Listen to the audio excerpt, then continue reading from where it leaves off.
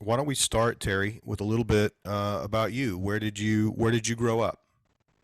I grew up on a farm in central South Dakota, near the town of Miller. It's about 70 miles east of the state capital of Pierre.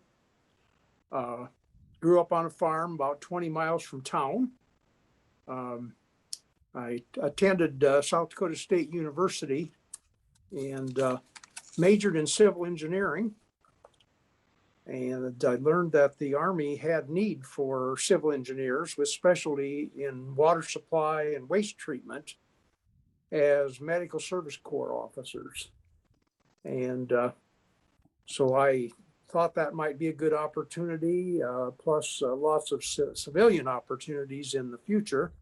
So I enrolled in ROTC and received a commission as a second lieutenant in the Army Medical Service Corps upon graduation in 1967.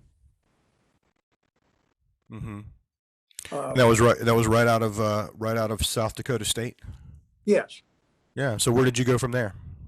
Okay. From there, I actually had a job with the U.S. Government Soil Conservation Service here in South Dakota for about 8 months before going into the Army. I kind of thought that might be a good thing to do, so knew I'd have a job to come back to when I got out of the Army. But where I did, we went to Fort Sam Houston in San Antonio, Texas, for my officer's basic, and that was in January '68. And there were about 2 months there of officer's basic and 2 more months of environmental sanitation training. After that, I spent about 6 months at Fort Bragg, North Carolina, in a unit called the 714th Preventive Medicine Unit. And that was mostly a unit for people that were awaiting orders to Vietnam, or had returned from Vietnam and still had some time to finish out their military obligation.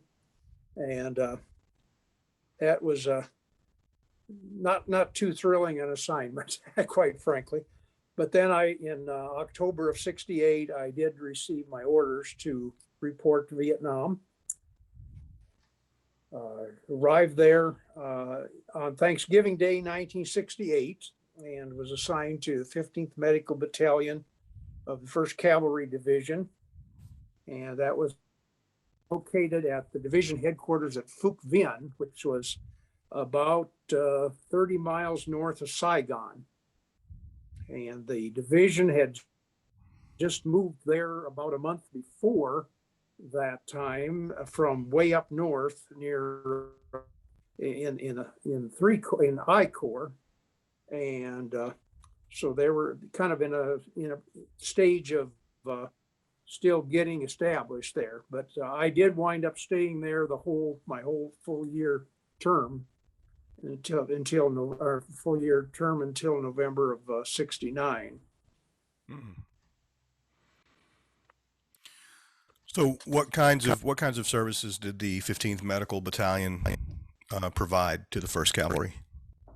Okay, they were there was a unit of about 400 personnel, a headquarters company and 3 letter companies, A, B, and C. And they provided all types of medical services to the division, as well as to other units that were in that area that were away from their normal medical provider. And even they did some work with Vietnamese civilians, health medical care. Probably the most famous, well-known part of 15th Medical Battalion was the Air Ambulance Platoon, which is known as Medevac, who performed helicopter evacuation of wounded from the field where they were wounded to one of the 4 15th Med Battalion clearing stations, one of which was located at each brigade headquarters. The medevac, someone else will tell you more about that, I understand. But basically, there were 12 medevac helicopters in the unit, with each with a 5-man crew consisting of an aircraft commander, co-pilot, crew chief, medic, and door gunner. And the courage and skills of these crews were legendary somewhat, and their skills in conjunction or in combination with the skill and dedication of the medical treatment personnel in the treatment facilities had resulted in a very high survival rate for wounded soldiers. So also in some cases, medevac wound up transporting seriously wounded, very seriously wounded patients from the 15th Med facilities to higher, more sophisticated medical facilities in elsewhere in the country, mostly in Saigon or Long Bin, and they would evacuate people to those locations for more advanced treatment if that was needed. The 15th Med Battalion, you said, provided the full range of medical services, and that included dental, optometry, psychiatry, and social work. A very vital service was the counseling for PTSD, drug addiction, and such things as counseling people that had received a Dear John letter, you might say, from home, from their fiance or girlfriend, telling them that they weren't going to wait for them to come back, and were very devastating on people. There was only one psychiatrist and one social worker and about 10 enlisted mental health specialists to serve over the whole division, which I'm not sure what that was, but somewhere over 10,000 troopers. So they were busy people. Yeah, you mentioned PTSD. Of course, that wasn't even recognized at the time. It wasn't until decades later. So how did it? What's that? It wasn't called that then. I'm not sure when the term PTSD or post-traumatic stress disorder, when that term came about, but it was the helping people that had, say, been through traumatic experiences,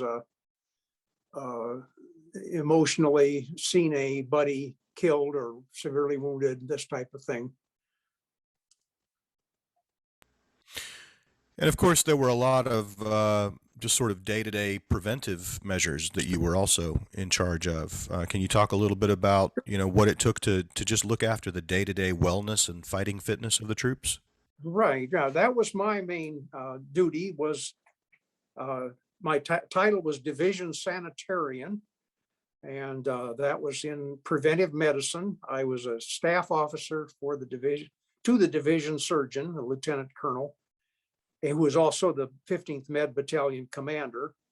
And I worked directly under the preventive medicine officer, who was a medical doctor.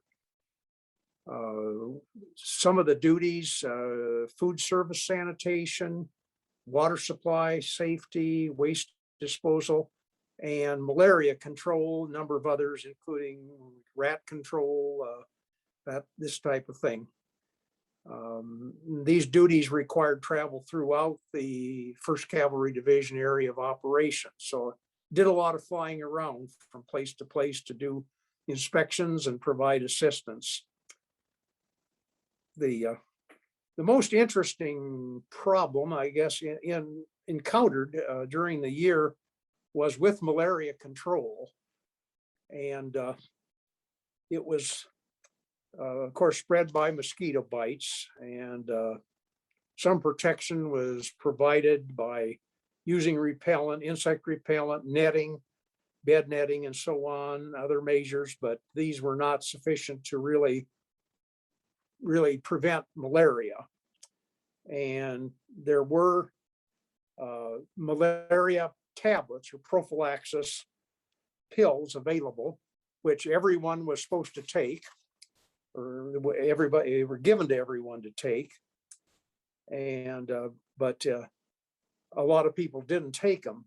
In the summer of '69, the commanders of all of the 9 air mobile infantry battalions of the division were right at kind of at the end of their rope. Malaria was just running rampant, and their manpower was reduced to the point where many of their companies did not have enough people to function. A terrible problem. Malaria was not a major cause of death in Vietnam in the military. In fact, there were less than 100 military people in Vietnam that died of malaria. But it was if you contracted malaria, you would probably wind up being out of commission for anywhere from a couple of weeks to over a month. And like some statistics would say that over 40,000 soldiers were hospitalized with the disease and therefore out of commission for a period of time. The pills were nearly 100% effective. However, the problem that people didn't take them was the big orange pill. It was called the chloroquine primacin tablet. It was taken once a week, supposedly on Mondays. Everyone was to take it, and it was effective, but the problem was that it created nasty diarrhea for just about everybody. A problem really so bad that a lot of people just said, I'm not going to take it. And so the commanders were saying, we got to do something. We can't go on like this. The people were, watched closely by NCOs, non-commissioned officers, to verify that they were taking the pills. They were taking them in formation where everybody was there. It was out in the open. But people got very good at slipping the pill under their tongue and spitting it out as soon as no one was looking. So, but anyway, the reagents for testing urine for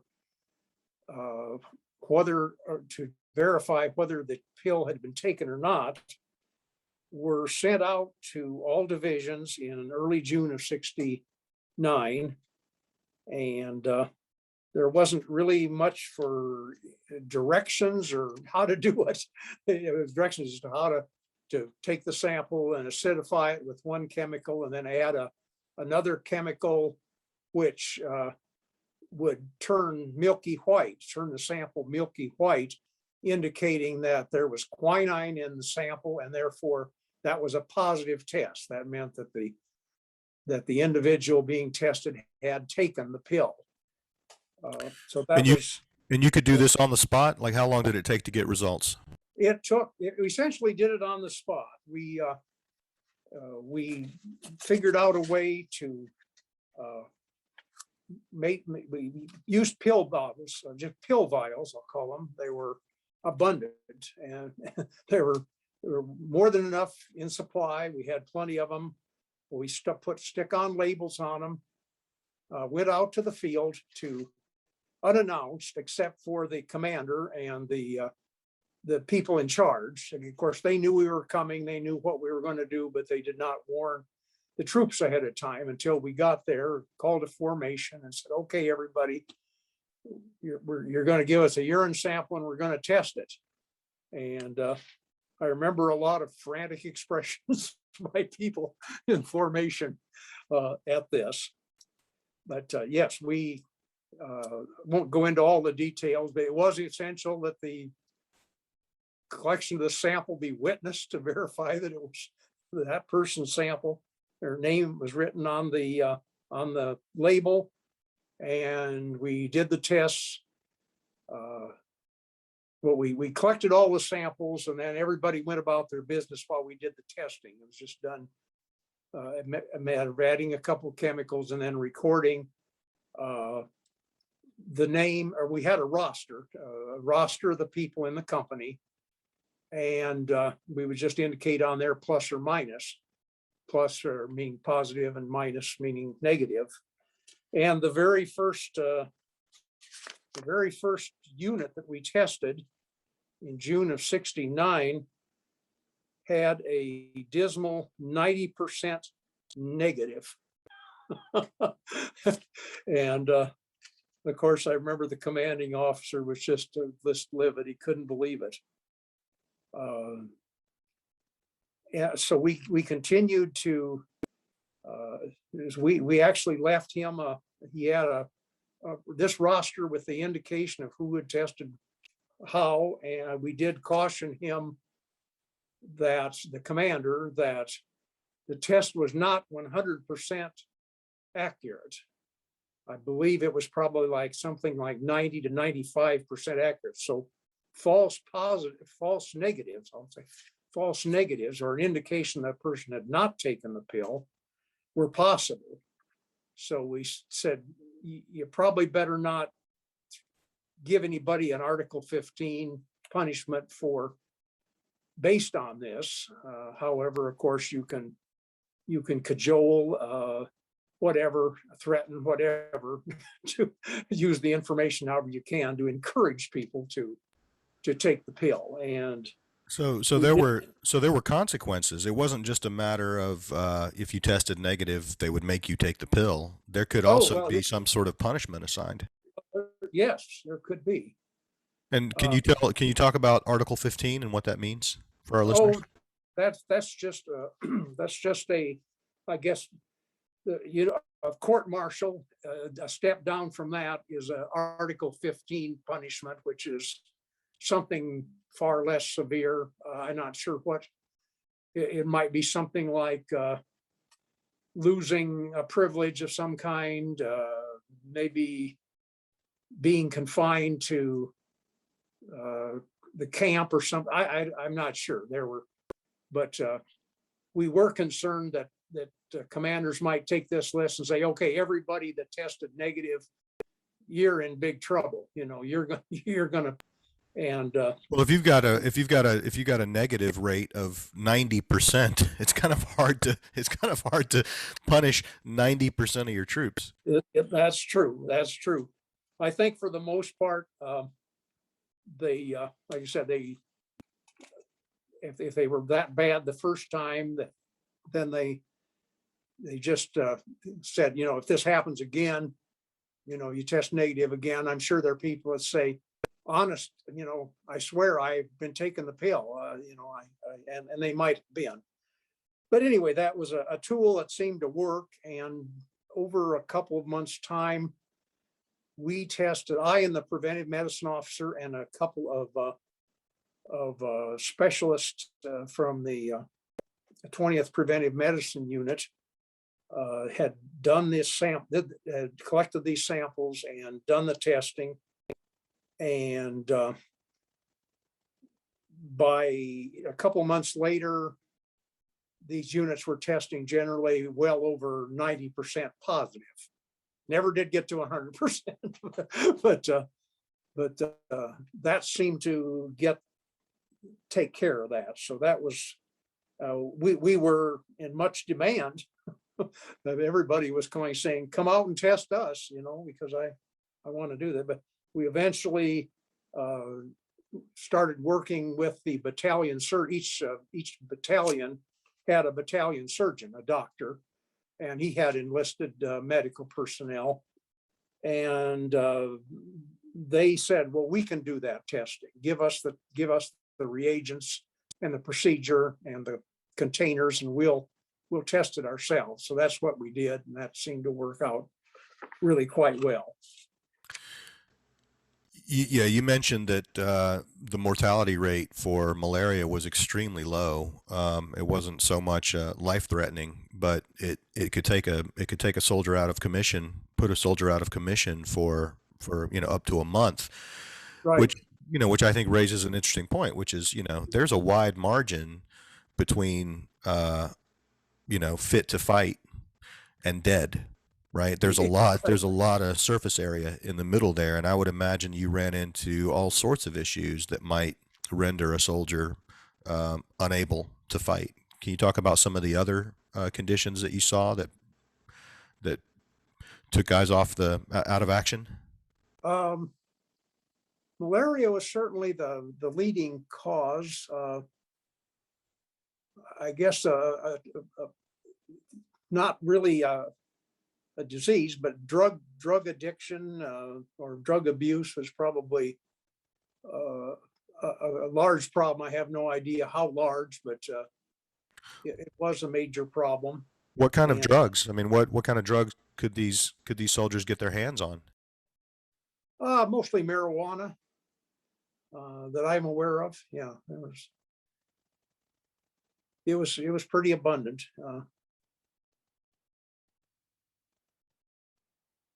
But what about were there conditions that resulted from, for example, just extreme weather conditions like monsoons, or what sorts of diseases or maladies could come from just being soaking wet for days on end?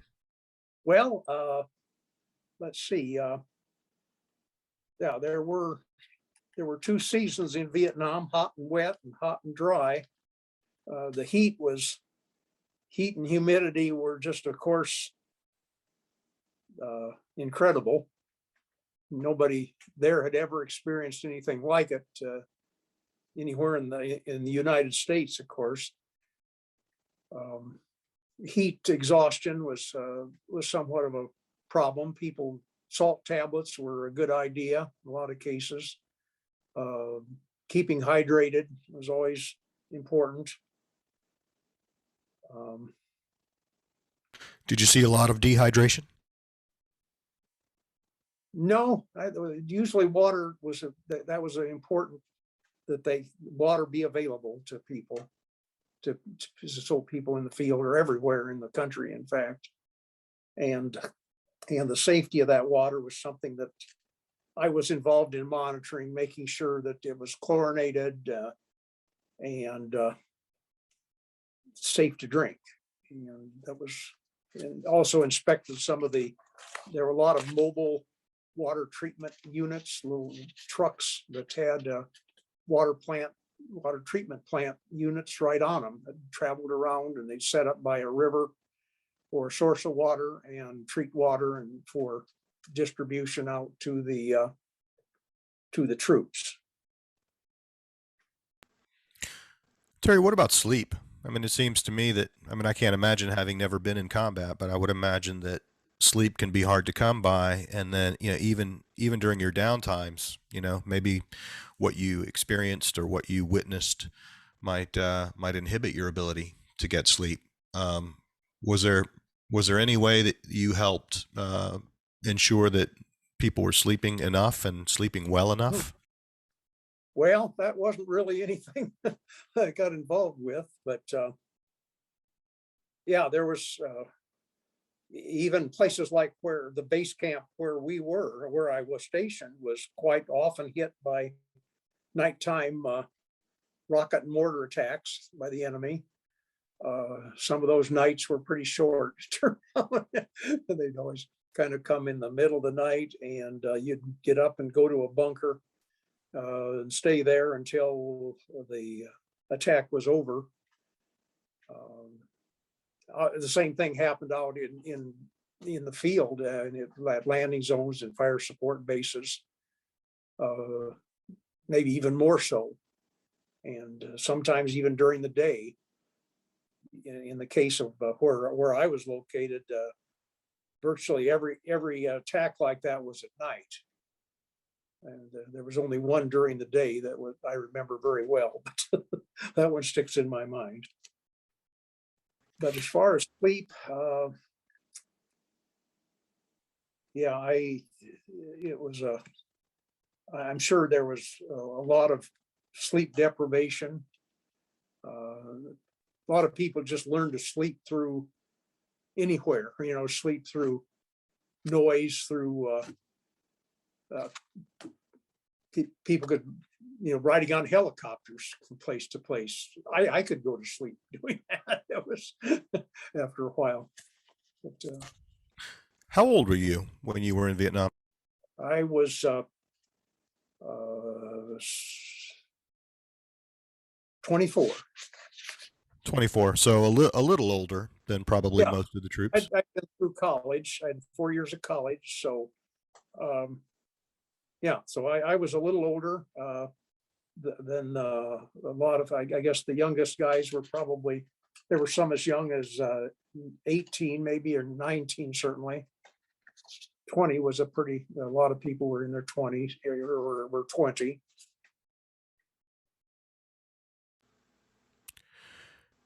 Well, I mean, not only were you a little older and presumably, a little wiser than the average grunt, but you also had some specific training about just keeping people well, keeping people healthy, and the importance of that. Did you run into generally an attitude that you had to work against, an attitude of I don't know, fatalism, like why would I bother taking this malaria pill, when I don't know if I'm going to make it through the next day. Yeah, well, that was probably definitely. If people did the math, they realized that if they got malaria, they'd get out of the field for maybe a month, and that could be, whereas if they stayed in combat through that month, it could be fatal. So yeah, it was a consideration, certainly. I guess I meant one of the problems I think you might be alluding is, did people really believe that what we were doing in preventive medicine was of any real value? It didn't seem, you couldn't say, well, I saved this guy's life because if I had inspected this mess hall and determined that there was bad food, he might have gotten food poisoning and died. But there were instances where you might go out and do an inspection and just really incur the wrath of even a commander saying, saying this meal should not be consumed. It has not been properly prepared and whatever. It had refrigerated, and that was certainly a problem. Refrigeration was never all that good. So that would be, but so sometimes we were treated with scorn. Let me put it that way. Yeah, it's a tough position to be in, right? Because success for you is, nothing happens. Yeah, right. Success. Yeah, if everybody stays well and nobody gets sick. Yeah. Is there any, you mentioned that you have a memory that sticks in your mind of an attack. Would you like to talk about that, or is there any other memory that's particularly Oh, vivid? okay. No, Any memory of yours that's particularly vivid, that'll shed a little bit of light on your experience there? well, that attack isn't. It's probably the most interesting story of my year there, and that was that I had been in country, I guess, about a month or so. And one day the battalion commander / division surgeon said, I want you to go, I need you to go with me on an inspection of the post here, or of the base camp for Vin. And because the preventive medicine officer was gone on R&R or something. So I said, fine, sure. So a couple of colonels from Saigon, I'm not sure where they were from. They were from headquarters of the U.S. Army, Vietnam. They flew in their little light observation helicopter in their nicely starched and pressed fatigues.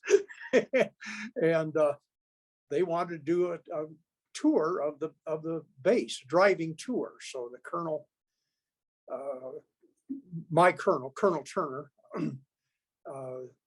he drove the Jeep, and I sat in the back with one of the colonels, and the other colonel sat up front. We were driving around, and they seemed to be just constantly harping about all these. It had rained that night, and they were harping about all these malaria breeding grounds. You've got to do something about them. You got to drain them. They're going to be malaria breeding, and you're going to have mosquito breeding places, and you're going to have terrible malaria. And I'm sure, well, yeah, it's puddles had just formed that night. So anyway, as we were driving around, all of a sudden we heard this terrific boom. It was the loudest thing I ever heard. We realized it was incoming. It was an incoming rocket. And this was like 10 o'clock in the morning. We just instinctively bailed out of the Jeep on the ground. And I remember seeing hogs and chickens and civilians running all every which direction. I thought, this is incredible. We've never been hit in broad daylight since I've been here, but it was a couple months. So anyway, we kind of got back up and dusted ourselves off, and all clear siren sounded for the camp. The attack was over, at least as far as anyone could tell. And these two colonels, all of a sudden, they had infinitely higher priorities. They're back at where they'd come from. And they decided that this inspection, they just needed to cut it short and get back to it. And so we took them to the helipad, and I remember looking at Colonel Turner and him looking at me, and we just instantaneously just broke up in laughter, uncontrollable laughter, and went about our day. Yeah. I have a very important meeting I need to get back for. Okay. Yeah. Right. Right. That's funny. I remembered we've got something. We've got another inspection we need to do. Well, anyway, they were. I think I left the stove on. Yeah.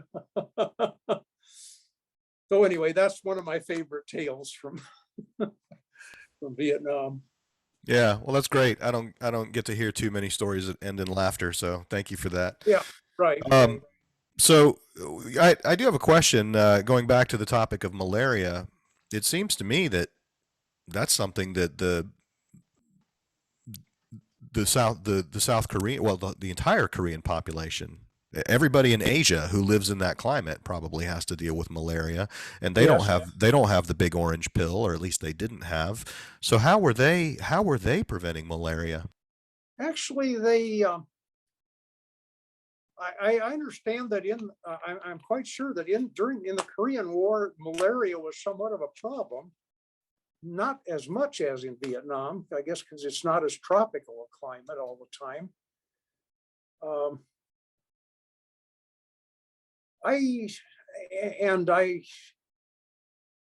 I'm not sure what drugs. I mean, there's other drugs now that I think malaria is still one of the main causes of death in the world. I'm not sure on that. I haven't looked that information over lately, but I think that I don't know what. I think there's probably more modern medications. There are actually two medications. There are actually two forms of malaria involved. There was Vivax malaria, which is the most common type, and it is almost always non-fatal. And it was what people took the orange pill for, the one that caused the diarrhea.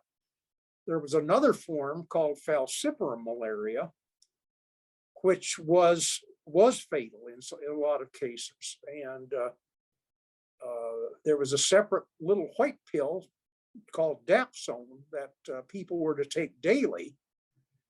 It didn't cause any problems with diarrhea or anything like that, but people kind of said, these malaria pills are causing me problems, I'm not going to take them. So I'm thinking that probably that maybe the Vivax malaria is still not as fatal. The falciparum is probably still quite a fatal disease, but people who have the dapsone or whatever, something that might have replaced it, that's available now. You mentioned earlier that among the services that the 15th Medical Battalion provided was, in some cases, treating the Vietnamese population. Can you talk a little bit about your interactions or your unit's interactions with the local population, and maybe even including the enemy? There wasn't as much of that being done while I was there. There were, I believe, civilians could come into our clinic for treatment, although I don't remember seeing a lot of that. Now, when the excuse me, when our unit was located at An Khe up in the northern part of Vietnam, and not in the north central, kind of in not the far north, but I guess what you'd call the Two Corps area or the Central Highlands, there was actually a dispensary called the An Loc dispensary, which was right outside the An Khe base camp, that was manned by 15th Medical Battalion doctors and enlisted people. And they would accept, it was not on the post, it was not on the base camp, it was nearby within a short distance of I suppose maybe a quarter of a mile, I'm not even sure, but it was not inside the base. People could come there and get medical treatment, and there was not even NVA or North Vietnamese Army or Viet Cong could come and get treatment, no questions asked. And I did not have any involvement with that, or I don't know of any. I know of some people that were at that facility, and it was as far as relations and public relations with the Vietnamese civilians, that was a pretty important thing. So I have just two more questions for you, Terry, but I want to check and make sure you're okay on time, because it is 11 o'clock now where you are. Yeah, I'm fine. Good, thanks. Can you talk a little bit about what your experience was like coming home? Yeah, I was, let's see, this was in November of '69. I was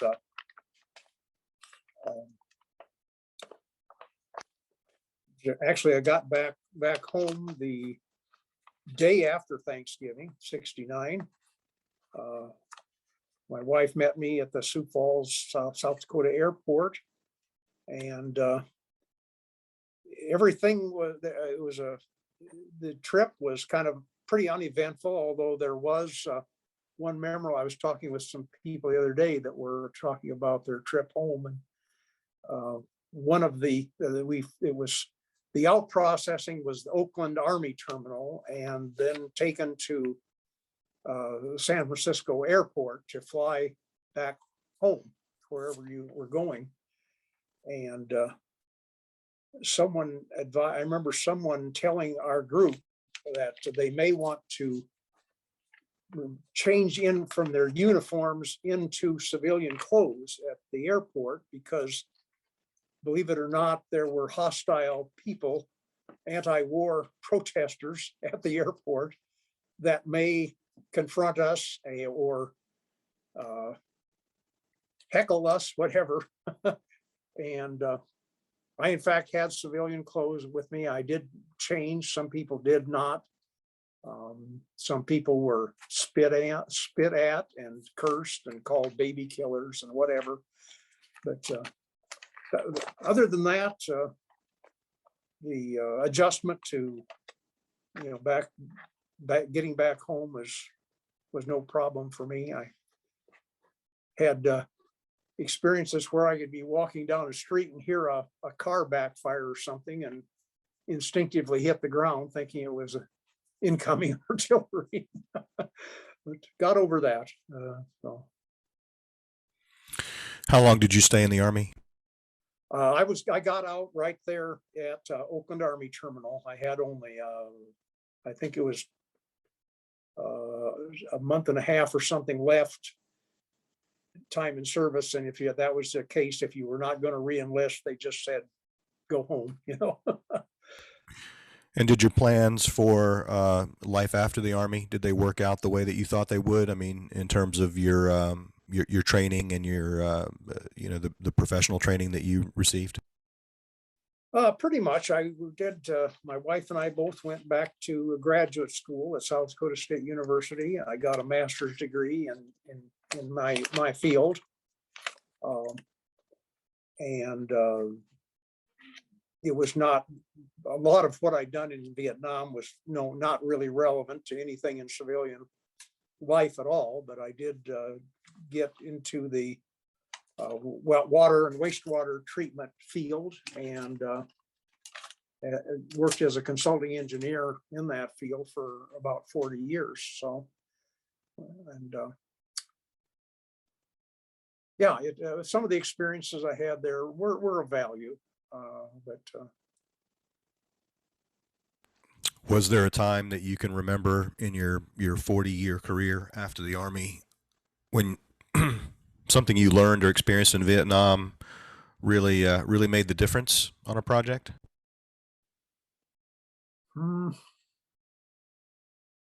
No, I don't believe so. I can't think of anything. Yeah. And so now you're actively involved with the 15th Medical Battalion Association. Is that right? Yes, right. What would you like our listeners to know about that organization? Beg your pardon? What would you like our listeners to know about that organization? Oh, okay. Yeah, it's 15th Medical Battalion Association.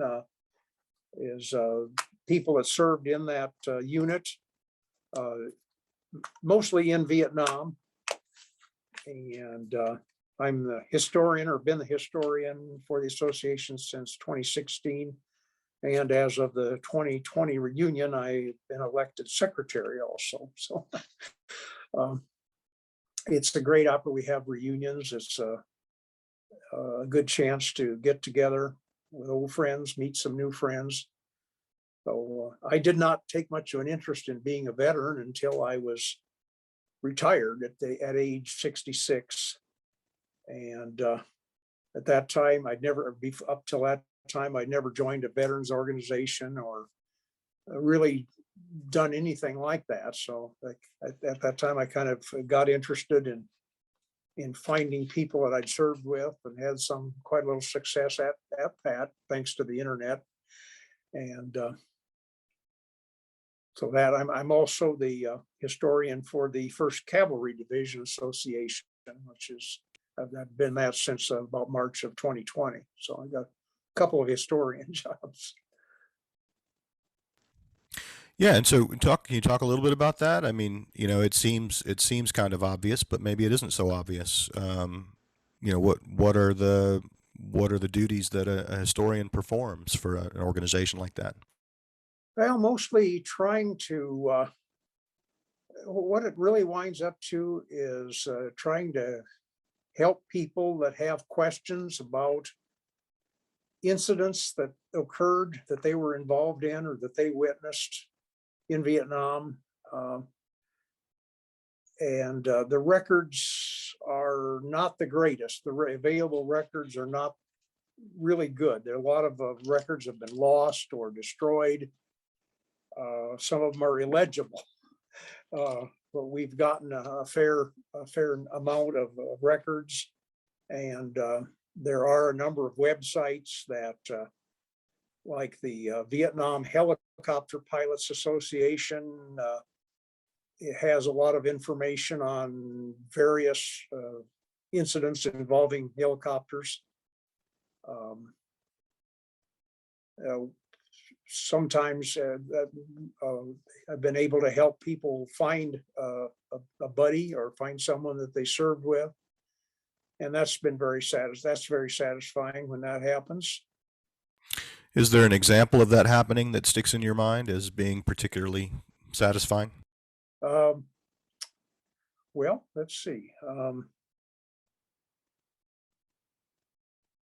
I guess the one that I really it was for myself, really, in this case, and that was one of my best friends over there, deceased now, was a gentleman by the name of Ed Chance. He was the social worker for the division that I mentioned, the sole social worker for 10,000 plus people.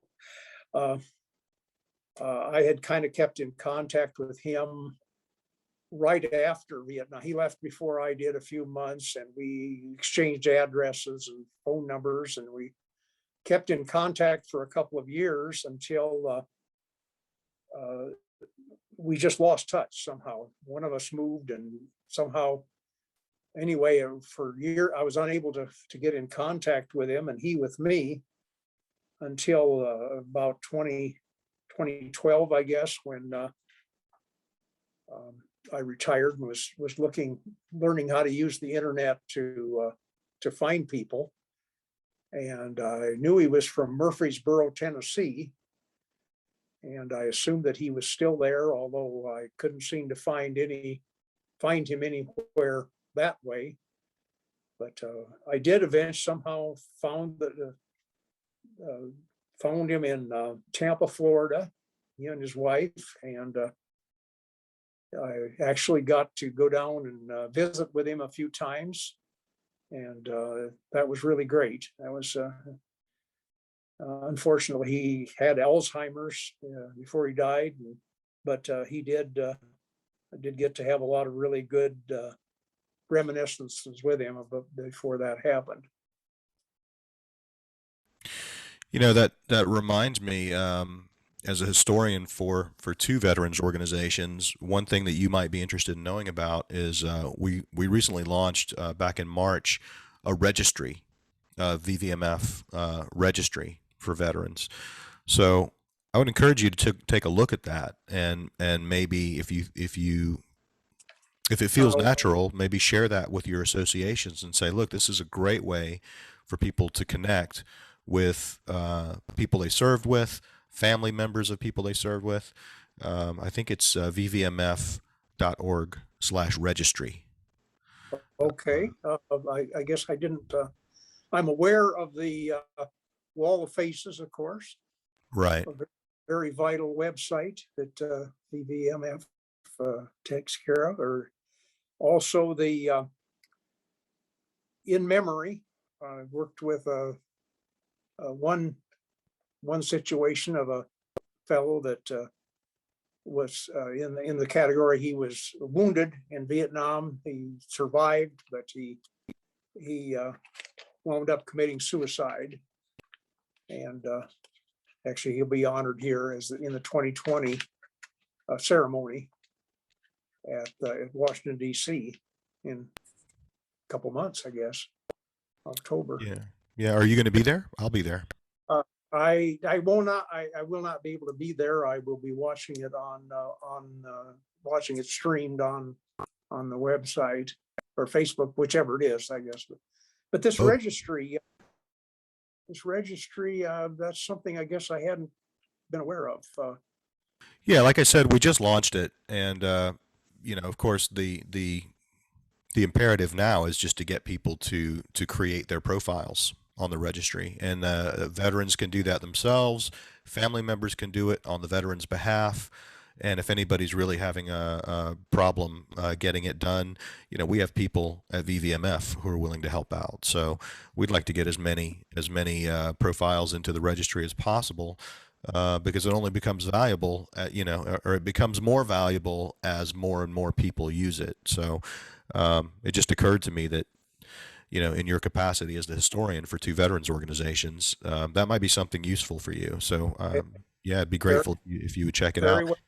Yes, I'm glad you mentioned it. I didn't, I checked the VVMF website lots of times, and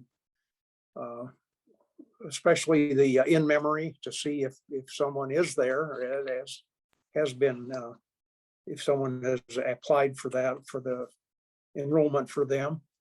But I'll definitely look into that. Yeah, thank you. Have you this is my last question. Have you visited the wall? Yes. Do you mind talking about that experience a little bit? Oh, yeah, I guess I'm trying to think. I visited it twice, I guess it is. I actually visited, my wife and I actually visited it clear back when the wall, shortly after it was built in the 90s. I don't remember what year it was exactly, but I Well, was next back. next year is the 40th anniversary.